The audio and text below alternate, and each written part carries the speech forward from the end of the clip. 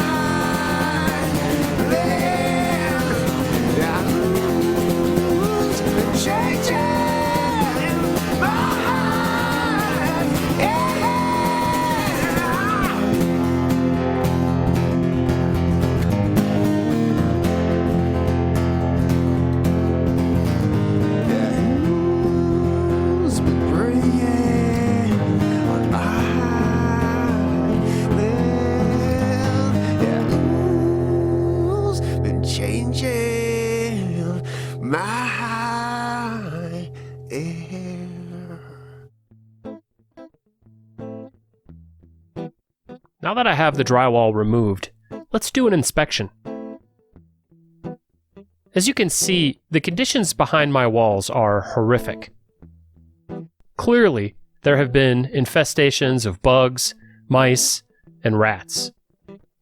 There are droppings and spider nests, and if you look below the window, you can see signs of water infiltration as well.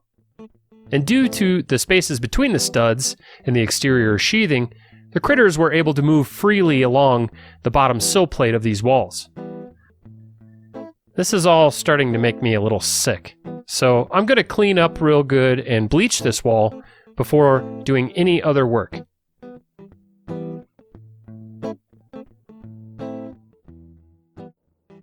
Well, here we are again. This time I have Bronson with me. No more Bulldog. He's at his mom's house. Bronson's a good boy, although he can be camera shy. And he's just going to lay here and be cute. You'll notice in the video that I had to stop and clean everything, and that process ended up taking a few weeks. Now, I don't have everything exposed yet, and you'll see more video of me exposing the walls and looking behind other sections and deciding what's going to go and what's going to stay and so on. But I ended up doing a whole bunch of prep work before installing insulation in both the attic and the exterior walls.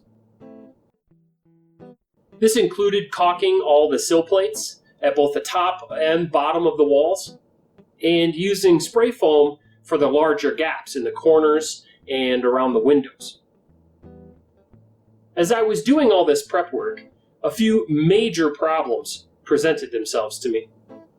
The first was I didn't really know which order I should be doing all these projects in. There was the attic insulation, there was an update to the electrical, there was the main floor walls insulation, there was the floor, which was horribly out of level, and the concrete was in poor shape.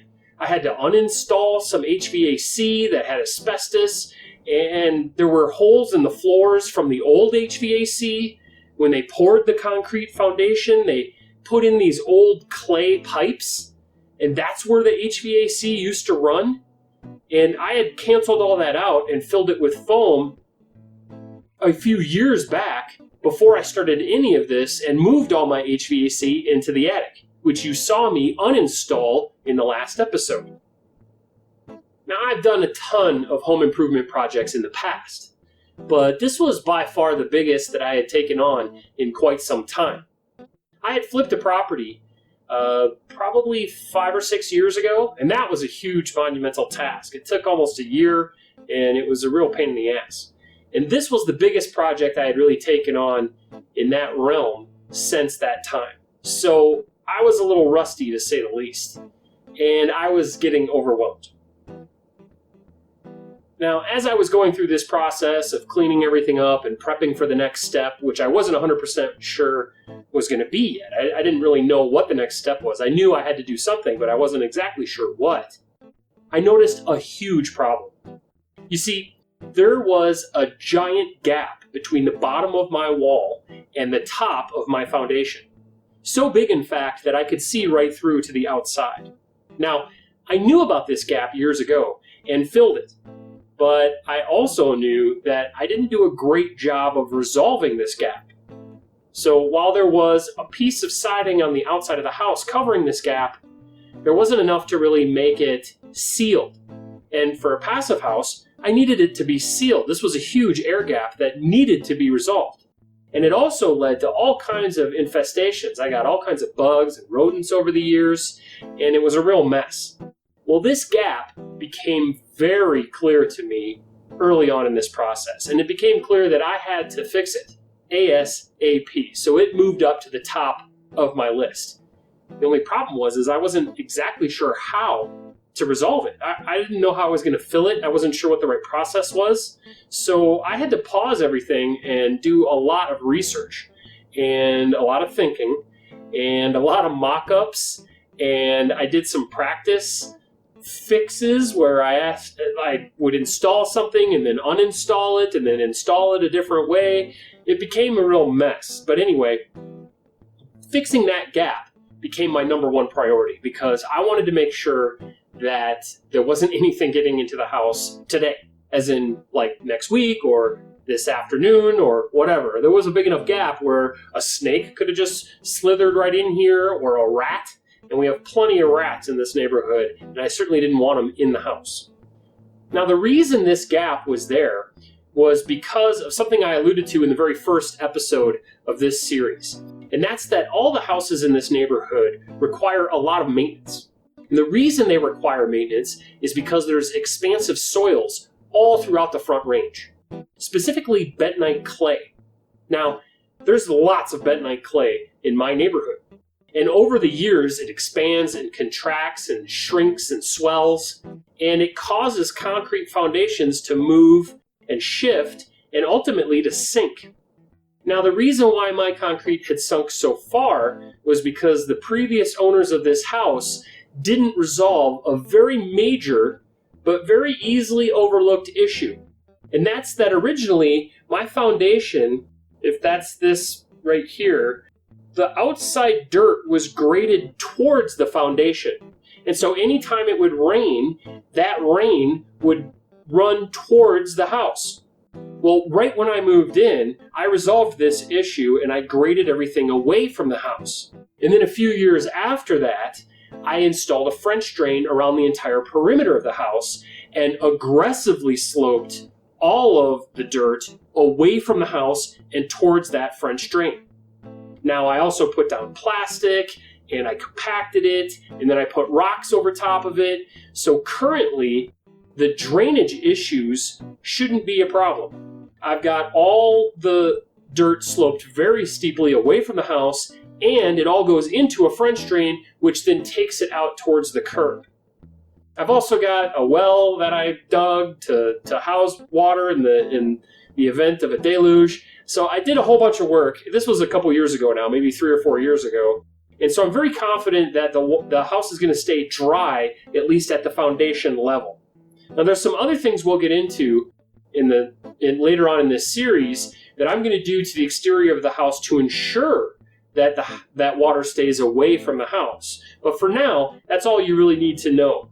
That's why my foundation had sunk so low, because the people that lived here before didn't take the time to just grade all that dirt away from the foundation. It's a very important detail that you should be aware of if you have a home, or if you live in somebody else's home. If you're a tenant in somebody else's house and you notice that things are sloped towards the house, you should tell your landlord right away. They'll want to know this, along with any other problems with drainage in general.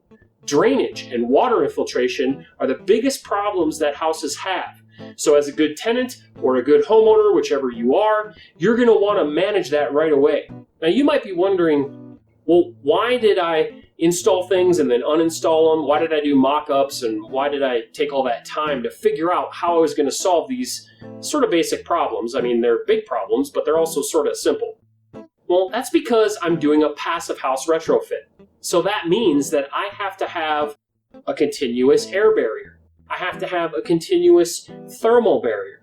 And I had to keep all of that readily in mind in order to solve these problems. So I couldn't just do the simplest, easiest thing and cover it up or whatever. I had to really sit and think, okay, how am I going to install my air barrier? How am I going to maintain a continuous thermal break? Will I have any thermal bridging, and so on? All of those things had to be kept in mind. And what that meant is I had to do drawings and mock-ups and then figure out, 5 steps down the road, how is my solution today going to affect that solution in 6 weeks or however long? And so I had to sort of play 3D chess. And that took me an extraordinary amount of energy and effort. I'm not used to doing it, especially in this context. And so there was quite a bit of a learning curve. Now that I've done it, though, things seem to be moving along much more quickly. And you'll see in episodes that I'll publish later, especially when I switch projects to some of the other passive house projects that I'm going to be doing, how things are going to move much more quickly. So in the next episode, you'll see that I've skipped ahead quite a few weeks. There's going to be some things installed that you won't see me installing. There's going to be some jumps in time here, and I apologize for that. As I look now at the footage that I gathered then, I wish I had gathered a lot more. I wish I had spent a lot more time recording and a lot less time doing the work, although that's only in hindsight. At the time, and as I mentioned in previous episodes, my focus was just to get this done. Being a videographer and publishing all this on YouTube was an idea that I had from the beginning, but my dedication to actually collecting that video footage came much later. And so it gets better as time goes on. And it will get better as I publish more and more and more.